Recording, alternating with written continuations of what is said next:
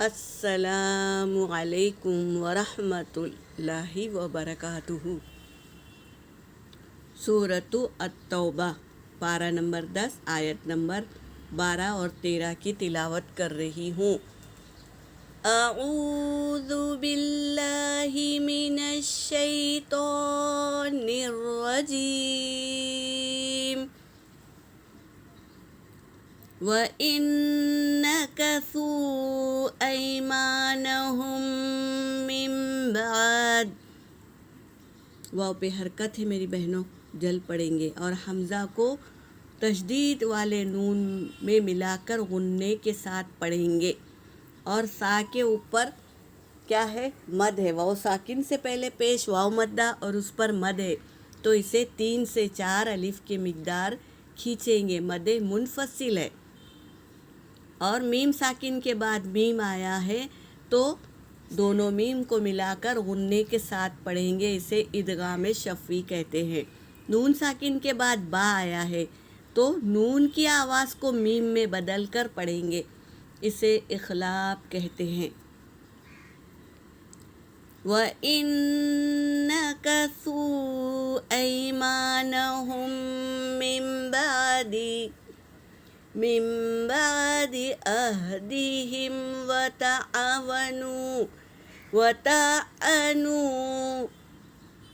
وطعنوا في دينكم فقاتلوا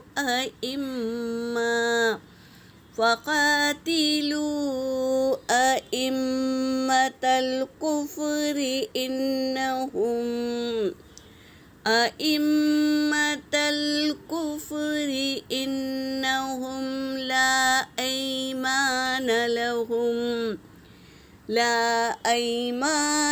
لهم لعلهم ينتهون ألا تقاتلون قوما نكثوا أيمانهم وهموا بإخراج الرسول وهم بدؤوكم أول مرة أتخشونهم فالله أحق أن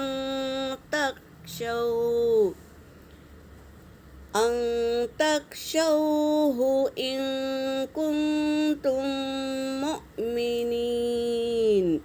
صدق اللہ العلی العظیم۔ ترجمہ کر رہی ہوں۔ وا کا مطلب ہے اور، ان کا مطلب ہے اگر، نکثو انہوں نے توڑ دیا، ایمانہم ان کی قسمیں، کون؟ مشرکین لوگوں نے توڑ دیا ان کی قسمیں، من بعد عہدہم ان کے عہد کے بعد، عہد لینے کے بعد انہوں نے قسم توڑ دیا، وطعنوا اور طعنہ دیے، من بعد عہدہم ان کے عہد کے بعد توڑ دیا، وطعنوا یعنی اور طعنہ دیا، فی دینکم تمہارے دین میں طعنہ دیا، فقاتلوا پس تم جنگ لڑو، ائمۃ الکفر ان کے بڑے بڑے علماء ہیں نا، ان سے جنگ لڑو، کیونکہ انہوں نے ہی بگاڑ ڈالا ان لوگوں کے دل میں، تو ان کے بڑے بڑے کیا ہے سرداروں سے لڑو بتا رہے ہیں۔ انہم بے شک وہ، لا ایمان لہم نہیں ہے ان کے پاس کوئی قسم، لعلہم شاید کہ وہ، ینتہون تمہیں روکے ایسی کوئی قسم نہیں ہے ان لوگوں کے پاس۔ الا تقاتلوا قوما نکثوا، آ کا مطلب ہے کیا، لا کا مطلب ہے نہیں، کیا نہیں، تقاتلون قوما کیا نہیں تم لڑو گے اس قوم سے، نکثوا جنہوں نے توڑ دیا، ایمانہم اپنے قسموں کو توڑ دیا، عہد لیا اور توڑ دیا، وہموا اور کیا نکال دیا، بِإِخْرَاجِ الرَّسُولِ، رسولوں کو نکال دیا، رسول کو نبی کریم صلی اللہ علیہ وسلم کو نکال دیا، انہی کی وجہ سے تو وہ ہجرت کر کے مدینے چلے گئے۔ اللہ نے حکم دیا کہ اے نبی تم مدینے ہجرت کرو، تو آپ صلی اللہ علیہ وسلم انہی کی وجہ سے تکلیفیں دیتے تھے، طرح طرح کی تکلیفیں۔ غلاموں کو کیا کیے؟ گرم گرم ریت پر لٹا کر ان کے پیٹ پر پتھر رکھ دیے اور کہا کہ کلمے سے پھر جاؤ، اور کوئلوں پر لٹایا جاتا تھا غلاموں کو کہ ایمان سے پھر جاؤ۔ اس طرح تکلیفیں دیتے تھے، نماز پڑھنے نہیں دیتے تھے۔